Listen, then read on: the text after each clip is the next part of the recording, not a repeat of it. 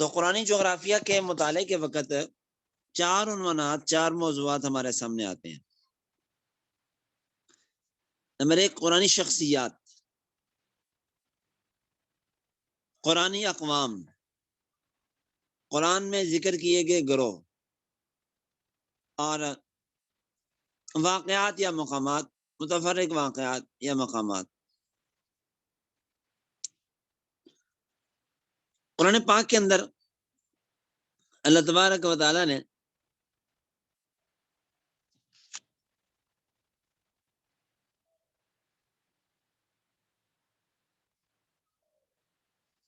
کچھ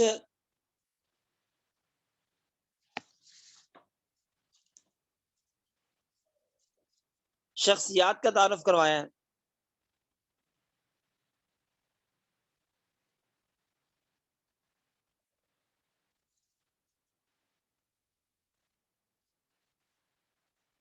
تو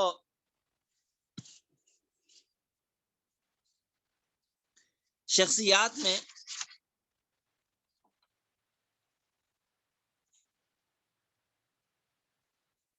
چھبیس انبیاء ہیں۔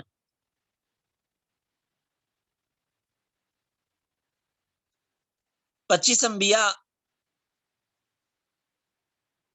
کا تذکرہ ہے، اور چھٹے رہتے 26 میں رہتے عزیر علیہ السلام، جن کے نبی ہونے نہ ہونے میں اختلاف ہوا ہے، لیکن مشہور یہ ہے کہ وہ بنی اسرائیل کے انبیاء میں سے ایک نبی تھے۔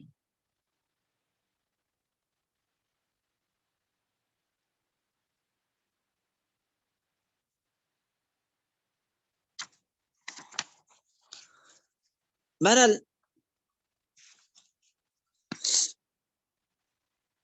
ان انبیاء میں سے اللہ تبارک و تعالیٰ نے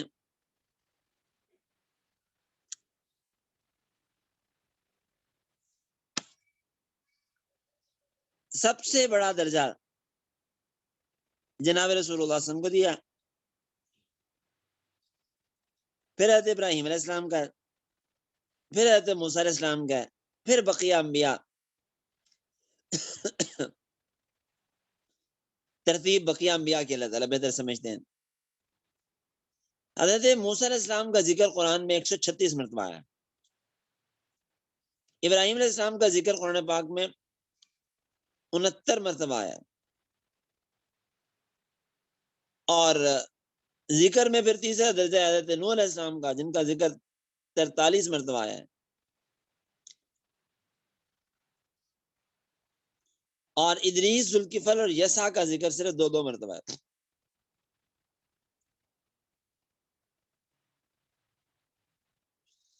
ہم انہیں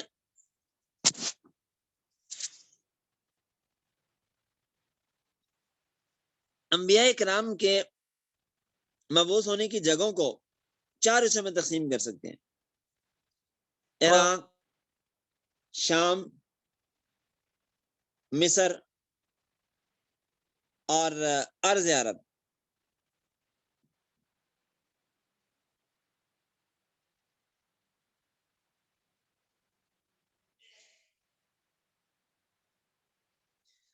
اب یہ جو انبیاء ہیں، ان میں سے 4 نبی عراق میں آئے، 12 نبی شام میں، 3 نبی مصر میں، اور 6 ارض عرب کے وسط میں بھیجے گئے۔ 5 ان میں سے اولو العزم کہلاتے ہیں: نوح، ابراہیم، موسیٰ اور عیسیٰ، اور جناب رسول اللہ صلی اللہ علیہ وسلم۔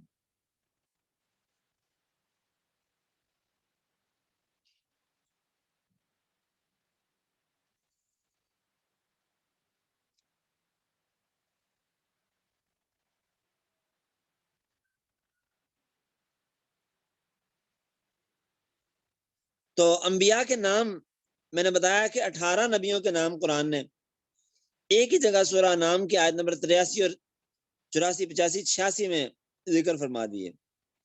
بس اسے یاد کر لیں تو 18 نبیوں کے نام یاد ہو جائیں گے، اور 7 نبی باقی رہ جاتے ہیں۔ ان میں سے پہلے حضرت آدم ہے، آخری حضرت محمد رسول اللہ صلی اللہ علیہ وسلم ہے، اور آپ کے جد امجد حضرت اسماعیل، ہود، صالح، شعیب، ادریس اور ذوالکفل، اور آخری نام حضرت عزیر علیہ السلام کا۔ تو کسی شاعر نے اسے شعروں میں بھی پرویا ہے، جس کے ان 7 نبیوں کے جس سے ان کو یاد کرنا بھی آسان ہو جاتا ہے۔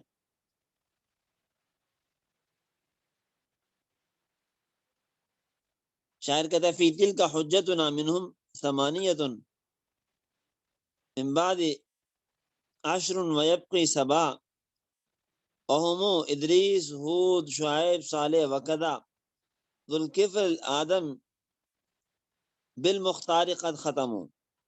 مختار جناب رسول اللہ صلی اللہ علیہ وسلم۔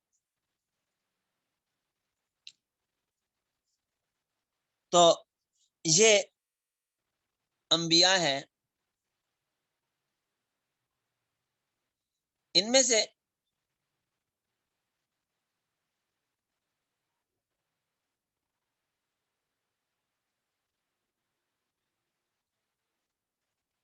حضرت آدم علیہ السلام کے بارے میں آتا ہے کہ ان کا محبت بھی یہی عرض عرب تھی۔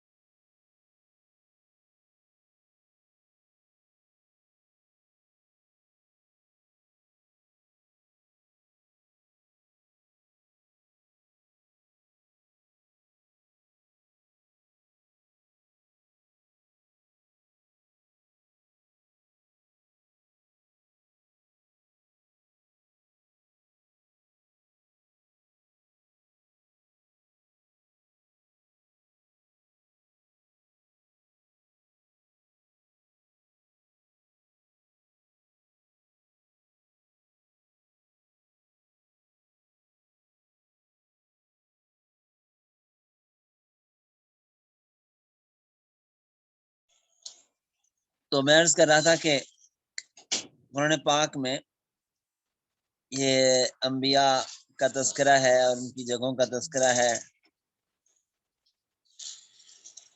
قرآن پاک میں دوسرے نمبر پر اقوام کا تذکرہ ہے، تو 8 قوموں کا ذکر ہے اللہ تعالیٰ نے کیا ہے،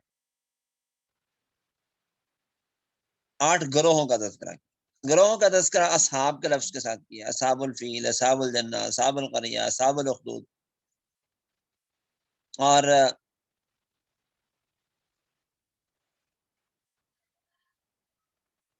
یہاں ایک سوال پیدا ہوتا ہے کہ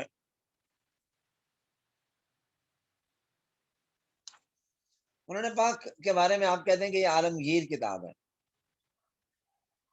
اگر یہ عالمگیر کتاب ہے تو اس میں تذکرہ صرف جزیرۃ العرب کے رہنے والے لوگوں اور قوموں ہی کا کیوں ہے؟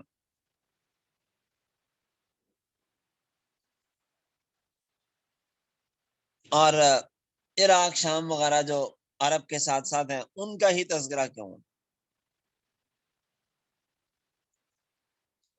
یورپ والوں کا، چین والوں کا، ہندوستان والوں کا، اس زمانے میں بھی ان علاقوں میں ترقی یافتہ تہذیبیں چل رہی تھیں اور دنیا موجود تھی.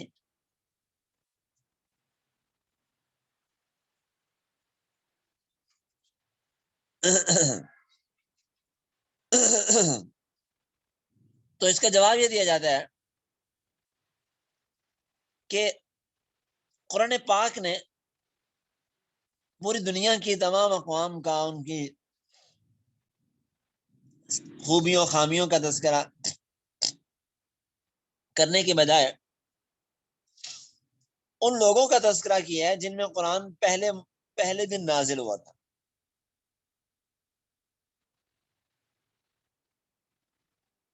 اور جن لوگوں پر قرآن پہلے مرحلے میں اترا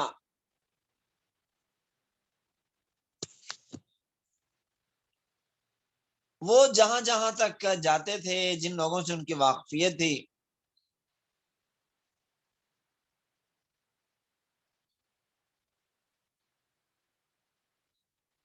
قرآن نے ان کی خامیاں خوبیاں بیان کر دیں.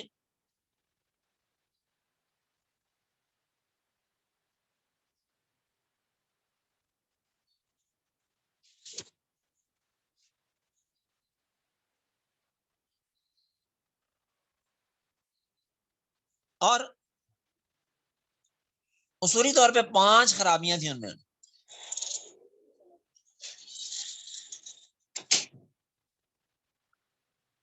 وہ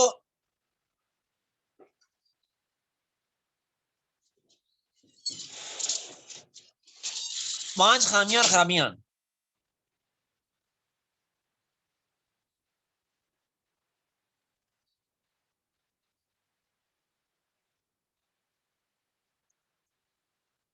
کوئی نہ کوئی دنیا کے باقی لوگوں میں بھی پائی جاتی تھی.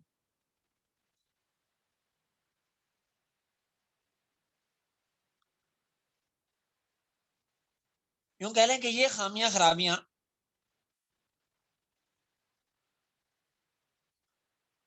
انسانوں میں مشترک تھی.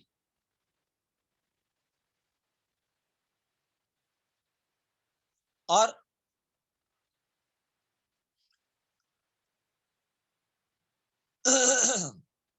بعد میں آنے والی اقوام میں بھی بنیادی طور پہ جو خرابیاں پیدا ہونی تھیں وہ یہی تھیں.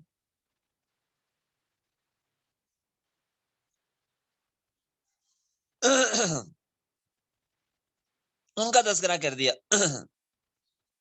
پھر باقی فروعی بیماریاں تھیں جو ان اصولی بیماریوں کے سے نکلنے والی تھی. وہ بنی اسرائیل میں تھی تقریباً 40 بیماریاں، ان کا تذکرہ کر دیا.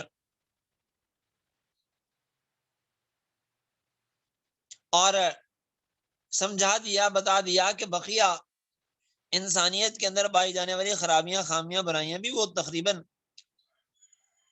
ایسی ہی ہوتی ہیں، ان کو بھی اسی پہ قیاس کر دو اور ان کو بھی اسی سے سمجھ دو.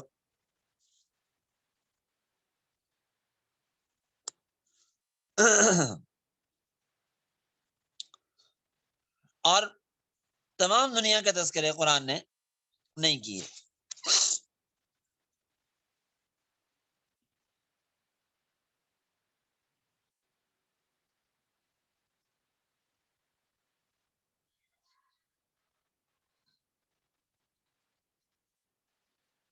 تو وہ جو 5 بڑی بیماریاں تھیں جن میں نمبر 1 تھا کفر اور شرک.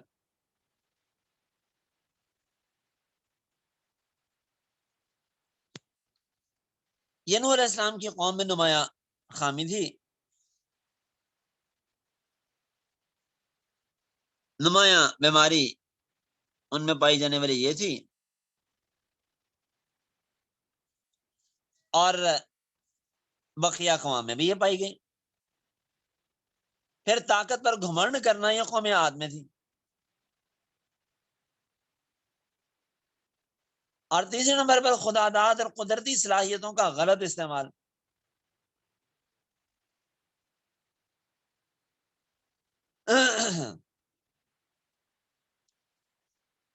یہ قوم صالح میں، قوم سمود میں،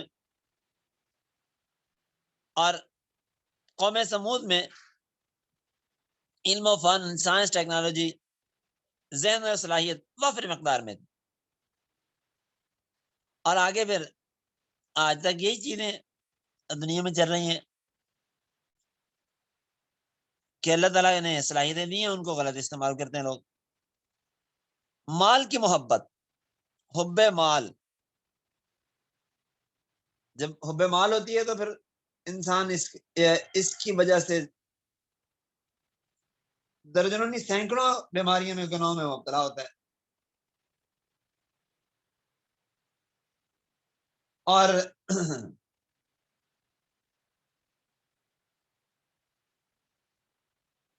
اس کی وجہ سے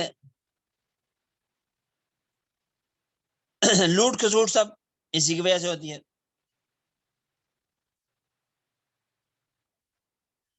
اور نمبر 5، جنسی بے راہ روی،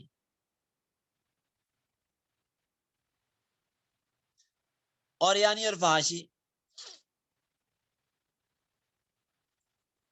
کہ انسان جسمانی تقاضے پورا کرنے کے لیے اللہ کے مقرر کردہ حلال ذرائع سے آگے بڑھ کے حرام ذرائع سے اپنے جسم کی پیاس بجھاتا ہے۔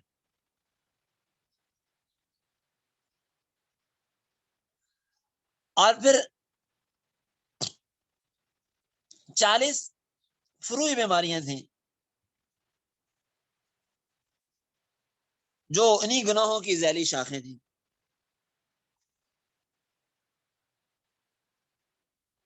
مثلا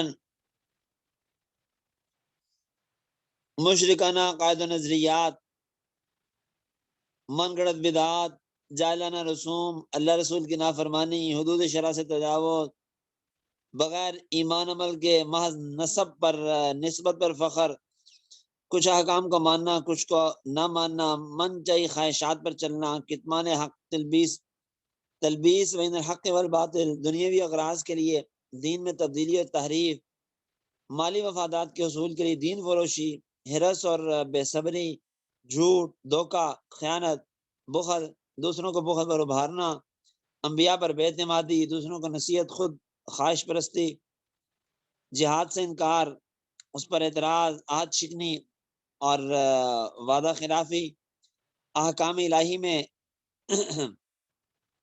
بے اعتراضات کرنا، اپنے گناہ اور قصور دوسروں پر ڈالنا، حرام کھانا اور اسے حلال بنانے کی کوشش کرنا، اپنوں سے غداری، غیروں سے تعاون، بے سند دعوے اور بیجا خوش فہمیاں، اللہ کی نعمتوں کی ناقدری، حسد اور ضد کی وجہ سے مذہبی اختلافات اور فرقہ واریت، دنیاوی دشمنی، قتل و غارت، زندگی کی ہرس، موت سے نفرت، حق کو پہچاننے کے بعد اس کا انکار، احکام الہی پر بے سروپا اعتراضات، شرعی احکام کے بارے میں بیجا سوالات، بزدلی، امیر کی اطاعت نہ کرنا، امر بالمعروف نہیں منکر سے غفلت، جادو ٹونا، سفلی عملیات، کتاب اللہ شریعت کو اپنی زندگی میں نافذ نہ کرنا، اہل حق کو استانا یا قتل کرنا، سنگ دلی کی حد تک دل کی سختی اور پاک بازوں پر تہمت لگانا، اللہ تعالیٰ یا فرشتوں اور انبیاء کی توہین اور گستاخی، غیر اللہ سے بیجا محبت۔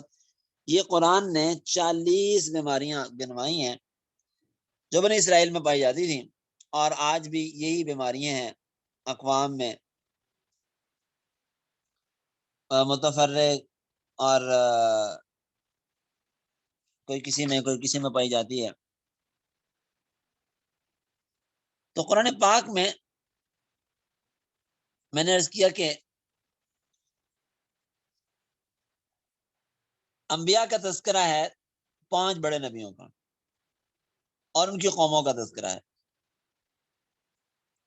5 اعظم پیغمبر ہیں، اور بقیہ انبیاء کا تذکرہ کیا تو ان میں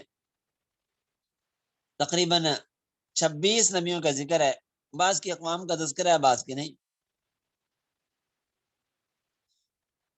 تو حضرت آدم علیہ السلام ہے، یہ عرب کی سرزمین پہ اترے ہیں، لیکن بعض لوگوں نے کہا ہے نا، عرب نہیں، یہ سری لنکا کے پہاڑ پہ اترے ہیں، لیکن بعض رات نے کہا ہے کہ کوئی ہمالیہ کی چوٹی ماؤنٹ ایوریسٹ پہ اترے ہیں۔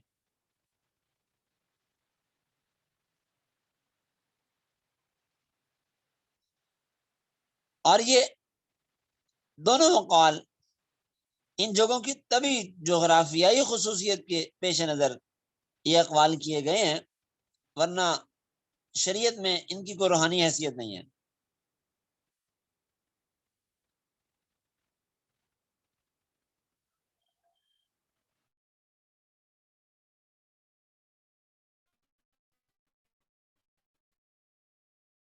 اور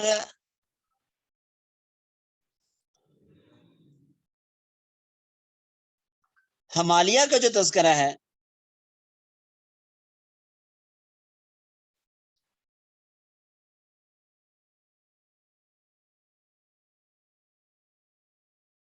شاید اس وجہ سے لوگوں کے زبان پہ آیا کہ دنیا کے بلند ترین مقام ہے، تو لوگوں نے یہ سوچا ہوگا کہ اللہ تعالیٰ نے آدم کو اونچی جگہ پہ اتارا ہوگا، اور شاید وہ یہ بھول گئے کہ اللہ تعالیٰ تو قادر مطلق ہے، وہ اونچی چوٹی کا محتاج نہیں، ہر جگہ اتار سکتا ہے۔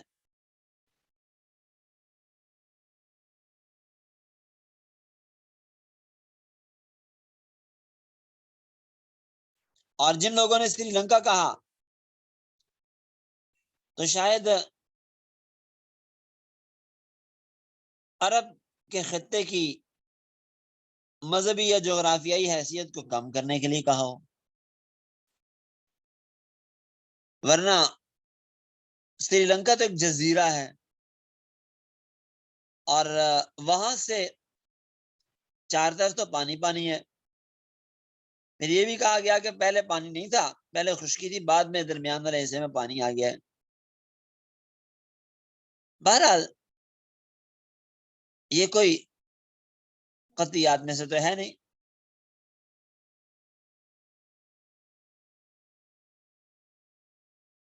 تو علماء امت نے جو جس قول کو ترجیح دی ہے وہ یہ ہے کہ آدم اور حوا دونوں کا نزول صفا اور مروہ پہ ہوا۔ چنانچہ کہا جاتا ہے کہ آدم کا نزول صفا پہ اور حوا کا مروہ پہ ہوا۔ یہی وجہ ہے کہ آدم کو صفی اللہ کہا جاتا تھا،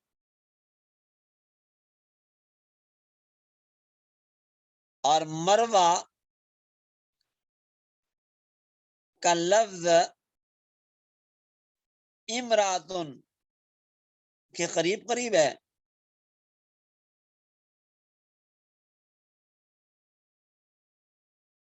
یا یہ ہے کہ واؤ کو حمزہ سے بدل دیا تو مادہ ایک ہی ہو، مراتن مروتن ایک ہی لفظ ہو۔ تو راجع بات یہی ہے۔ پھر مزدلفہ ازدلاف سے ہے، ازدلاف کا معنی ہے قربت، آدم اور حوا یہاں آ کے ایک دوسرے کے قریب ہوئے، اس لیے اس کو مروہ کہا گیا۔ عرفات میں دونوں نے ایک دوسرے کو پہچانا تو اس لیے عرفات کا علاقہ عرفات کے نام سے موسوم ہوا۔ بہرحال راجع باتیں یہی ہیں۔ تو میں نے عرض کیا کہ آدم علیہ السلام کا نزول عرب کی سرزمین پہ ہوا،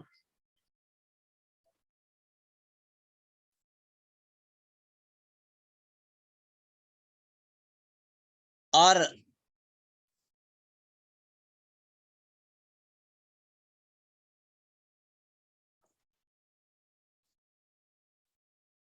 اب اس پر جیسے میں نے آپ کو گزشتہ سبق میں عرض کیا تھا کہ آپ اپنی مسجد میں قصص القرآن کا عنوان رکھ سکتے ہیں، جغرافیہ قرآن کا عنوان رکھ سکتے ہیں، اور ان میں انبیاء کی اس تاریخ کو بیان کر سکتے ہیں۔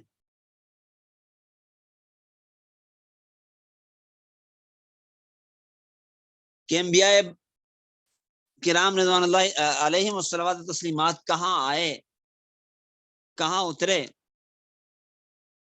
اور کن خطوں پر